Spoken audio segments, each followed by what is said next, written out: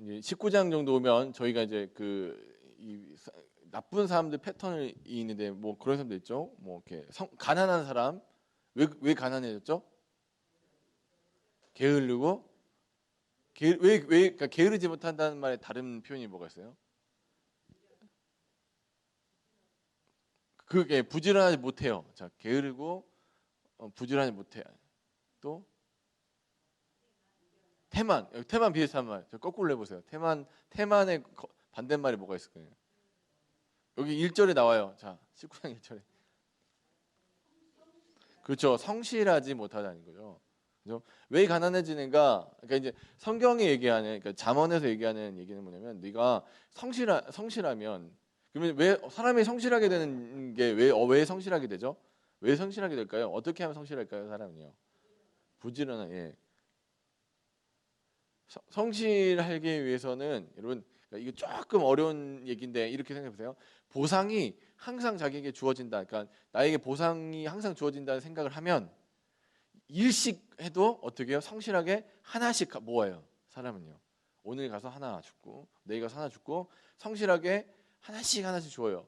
자, 그러면은 이런 성실함이 있으려면 자, 보상 주는 존재가 항상 그렇게 내게 베풀어 준다는 뭐가 있어야 돼요? 신뢰가 있어요. 믿음이 있어야 돼요. 그러니까 그러면 이제 다시 생각해 보시면 뭐냐면 하나님에 대한 믿음이 있으시잖아요. 하나님은 항상 나에게 좋은 것을 공급해 주시고 항상 내가 하나님 앞에 나아갈 때마다 이렇게 나에게 주시는 분이야라는 믿음이 있잖아요. 여러분 기도하실 때 성실하게 기도하시는 분들 있죠. 왜 성실하게 기도하세요? 하나님이 기분파예요. 만약에 그래서 오늘은 기분 좋아가지고 기도 팍 이루어주고 어떤 날은 기분이 되게 안 좋으셔서 한 몇 달간 쉬세요. 그러면 우리가 그분한테 기도할 때 되게 마음이 불편하겠죠. 오늘 어느 날 가야지 하나님 컨디션 좋을까? 사람은요 성실하지 못하죠. 그래서 사람이 성실하지 못하는 게 뭐냐면요. 그 사람 눈치를 봐야 돼요. 오늘 컨디션이 좋으면 그 사람이 오늘 얘기 잘 들어줄 거예요. 근데 오늘 컨디션이 안 좋으면 안 들어줘. 그래서 눈치를 싹 봐갖고 나가야 돼요. 근데 하나님도 만약에 여러분 눈치 보고 살려면 우리 다 죽죠. 하나님은 어떤 분이세요? 성실하신 분이세요. 여러분이 어느 때든지 새벽에 가도 저녁에 가도 뭐 중간쯤에 가도 하나님 항상 그 자리에 항상 계시니까 어떻습니까? 우리가 주 앞에 기도하면 그렇게 이루어 주시죠. 우리 얘기를 들어주시죠. 그래서 이 성실하지 못하다는 건 뭐냐면 어떤 거에 대한 그 신뢰가 없는 거예요? 하나님에 대한 신뢰가 없으면 성실하지 못해요. 그러면 근데 성실하지 못하다, 믿음이 없다는 거의 결과물로 뭐가 일어나는 거예요? 가난이 일어나는 거죠. 이제 예를 드는 거예요. 그러니까 이 잠언이라는 말씀이 우리에게 예를 들어주는 거예요. 그래서 꼭 여러분 꼭 성실하면 근데요 세상에서도요 공부 잘하는 애들의 특징이 하나 있어요. 뭐죠? 성실해요. 항상 그냥 그 자리에 엉덩이에 다 붙이고 앉아 있어요. 공부는 엉덩이라는 거니까. 여러분 돈도 어떻게 봅니까? 한 방입니까? 아니요, 성실하게요. 가게 문이 열심히 계속 열고 닫고 하면서 자기 실력 성실하게 쌓고 하는 사람들이요. 이렇게 나중에 잘 되더라고요. 최근에 저희가 이제 제가 요즘 빠져 사는 프로그램이 하나 있는데 골목 식당이라는 게 있어요. 백종원 아저씨 나오는 거 혹시 들어보신지 모르겠어요. 거기서 잘 되는 사람이 있고 안 되는 사람이 있는데 백종원 아저씨 그러니까 이 사람은 예수님 안 믿는 사람인 것 같은데 이 사람이 그러니까 세상의 지혜를 가지고 이렇게 판단할 때 어떻게 되냐면 이런 거예요. 그러니까 항상 성실하게 뭔가 열심히 했던 사람은 그러니까 자기가 문제점이 뭔지는 아직 모르는데 아무튼 열심히 하고 있는데 거기다가 이 고수가 한마디 팁을 딱 주는 거예요. 이렇게 하시는 게 좋은 건데 근데 이 사람이 바로 그렇구나 깨달아 가지고 바로 뭔가 실행이 되는데 그냥 어떤 사람은 뭐냐면 이번에 방송 한번 타면은 우리 가게도 유명해지겠지 해가지고 한번 신청했다가 아주 박살이 나는 거예요. 백종 아저씨한테. 너 당신 그런 식으로 하면 안 된다. 기본기도 없으면서 뭐 이렇게 이것저것 만들려고 하냐. 당신 기본이 안 돼 있어. 그래요. 그러니까 성실하지 못하다는 거는 기본이 안 돼 있다는. 그러니까 부자가 이 세상에서도 부자 되는 방법은 뭐예요? 성실함이에요. 성실함. 하나님이 이 세상을 만드실 때 하나님의 성품을 갖다가 이 세상에 녹여내셨잖아요. 가지고 이 세상에서도요 성실한 사람들이 금전적으로 조금 좋은 위치에 갈 수 있고요. 성실한 사람들이 신앙적으로도 좋은 위치에 가고 성실한 사람들이 인생에서 조금 괜찮은 위치에 간다고 우리에게 잠언이 얘기하는 거예요. 사랑 여러분, 그러면 그 성실함의 근원이 뭐냐를 살펴보면 잠언이 하는 얘기는 근원이 어디에서부터 출발하는 거예요? 하나님이 주신다는 믿음이요. 하나님이 반드시 이룬다는 믿음이, 하나님 나를 보고 계신다는 믿음이, 그러니까 여호와께서 나를 보고 계신다. 다른 말로 요런 우리 그 얘기 들어보셨죠? 코람 데오잖아요. 하나님이 나를 보고 계셔. 하나님 앞에서 내가 살고 있어라는 그 믿음이 자기 인생을 바꿔내고 있다는 거예요. 그래서 그러면 여러분, 하나님이 나를 보고 계신다고 할 때 내가 그걸 그냥 알고 있어요. 하나님 나를 보고 계셔. 보시나 보다. 와, 하나님 나를 보고 계셔라는 생각을 갖고 있는 건 굉장히 다른 거죠. 그래서 항상 지식으로 아는 거는 이거는 별로 의미가 없고, 잠언에서 우리에게 얘기하는 게 뭐예요? 여호와 경외함이 그 속에 있는가에 대한 얘기예요. 아무리 좋은 얘기를 받고 아무리 좋은 지식을 내 안에 자꾸 듣고 얘기를 자꾸 들어도 내가 하나님을 두려워하면, 여호와를 경외함이 있으면 그 지식이 누구께 돼요? 내 것이 되죠. 근데 하나님을 갖다 경외하지 않아, 두려워하지 않으면 그 지식은 나랑 전혀 관계가 없는 거예요. 여러분, 그러니까 이 시간에 하나님 말씀이 이렇게 선포되죠. 그러니까 이 하나님은 이런 분이세요. 하나님 이렇게, 그러니까 하나님께서 우리에게 원하시는 건 이런 것입니다라는 얘기를 들었을 때, 내 안에 뭐가 없으면, 여호와의 경외함이 없으면 그 얘기는 그냥 남의 얘기예요. 그런가 보다. 하나님은 그런 분이시겠지. 하나님의 속성은 이런 것이고, 그래서 그냥 성경 공부가 되죠. 그러니까 신을 연구하는 학문이 돼요. 그런데 내가 여호와 경외함이 있을 때는 어떻게 된 거예요? 하나님은 성실한 것을 좋아하시는구나. 내가 하나님 앞에 성실해야지. 오늘 뭐 1,000번제 드리고 100일 작전기도 드리고 이분들의 그 특성이 뭐죠? 성실함이잖아요. 그 안에 성실함이 있는 거죠. 여러분, 여기 새벽 재단을 또 계속 이렇게 쌓고 나오지 말라고 해도 나오고, 우리 교회는 진짜 대단한 교회인 게, 여러분 기억하시는지 모르겠지만 연휴에도 계속 있고요. 새벽 예배가. 그다음에 폭풍우가 와도 그 전날 막 이렇게 그 건물 떠내려 나간다 막 그런 그 광고가 나와도 새벽 예배 하는 교회잖아요. 하나님이 이 성실함을 보시고 축복을 해주실 밖에 없어요. 제 기억에도 뭐 여기 이제 우리 권은주 권사님도 계시지만 이렇게 단둘이서 새벽 예배 드려본 적도 있고요. 설교자 오고 반주자 오고, 둘 다 뭐 맡은 게 있으니까 어쩔 수 없이 왔나 본데, 하여튼 그렇게 해서 계속 성실하게 쌓아갔으니까 하나님께서 이 교회를 축복해 주시죠. 하나님은 마찬가지로 하나님에 대한 신뢰가 성실함을 만드는 줄 기억하시기 바랍니다.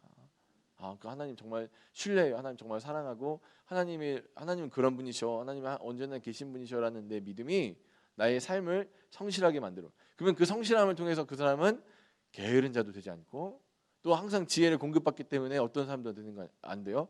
미련한 자도 되지 않고, 어리석은 자도 되지 않고, 하나님의 법에서 떠나는 자가 되지 않는다는 거예요. 그리고 그 마음을 항상 알기 때문에, 이해하기 때문에, 자, 세상에 돌아가는 이치에 대해서 정확한 그 파악이 있죠. 여호와 경외함이 결국 지식을 불러들이지 않습니까? 잠언에서. 그러면 여호와 경외하기 때문에 어떤 지식이 생기는 거예요? 하나님의 섭리에 대한 깨우침이 일어나죠. 그럼 그 섭리라는 어려운 말을 어떻게 표현하는가? 잠언에서요, 이렇게 되어 있습니다. 한번 같이 읽어볼까요? 자, 21절에 지금 그래서 우리가 읽고 있는 말씀이에요. 자, 19장 21절을 한번 읽어볼게요. 읽습니다. 시작.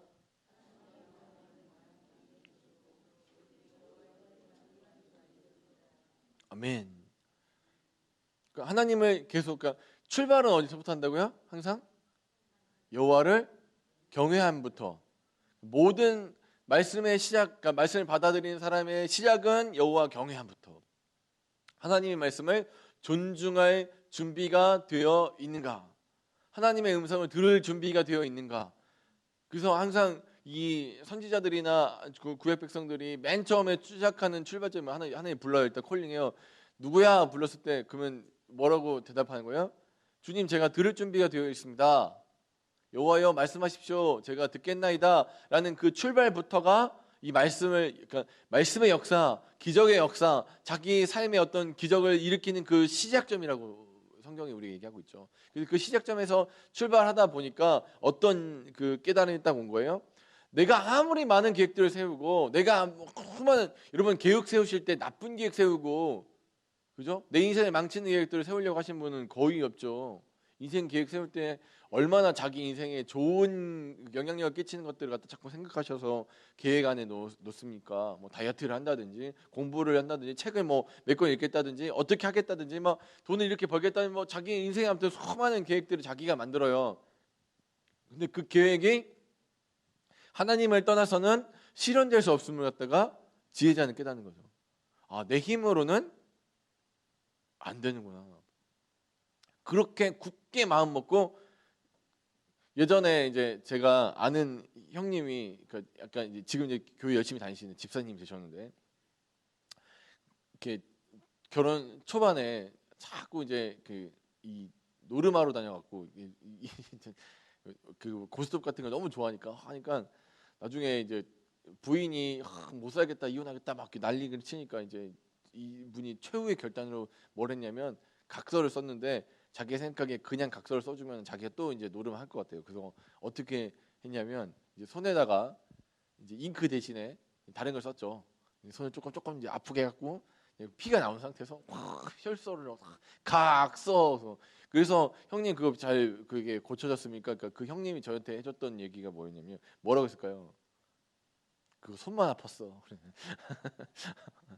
다시 원인 치료 같은. 예. 사람이요 뭐 마음을 독하게 먹잖아요. 여러분 처음에 어떤 걸 결심하실 때 막 하다 말아야지 그런 생각 안 하시고 막 해요. 저도 제일 후회하는 게 인생에서 제가 그 외고나 과학고를 좀 가보겠다고 중학교 2학년 때 머리를 빡빡 깎았어요. 빡빡 깎고 중학교 2학년 저기 겨울방학 때 확 빡빡 깎고, 근데 제 친구는 더 한술 더 해서 눈썹을 밀었어요. 눈썹 밀고 머리 빡빡 깎고 둘이서 잘해보자고, 공부하자, 우리 중3 때 공부해서 좋은 고등학교 한번 가보자 막 둘이 근데 이게 지금은 어떤지 모르겠지만 저희 학교는 중학교 2학년 겨울 방학 때 그 중학교 졸업 사진을 찍더라고요. 인생에 제일 후회하는 거예요. 저희 그 친구랑 저랑만 빡빡이에 눈썹 없는 애들 둘이서 이렇게 이러고 사진 찍었어요. 잘해보겠다고 결심하고. 저희 인생에서 가장 후회하는 짓이에요, 그게. 왜 그랬을까? 지금도 이제 사진 볼 때마다 나 왜 그랬지? 정신 나갔었나 봐. 그때는 독하게 마음 먹고 한 거죠. 잘해보겠다고. 여러분, 잘해보겠다고 얼마나 수많은 결심과 결단을 올리십니까? 인생을 잘 살아보시겠다고 얼마나 많은 결심을 합니까? 근데 그것이 그렇게 썩 자기의 의지대로 되지 않는 것을 보는 것이 우리 인생입니다.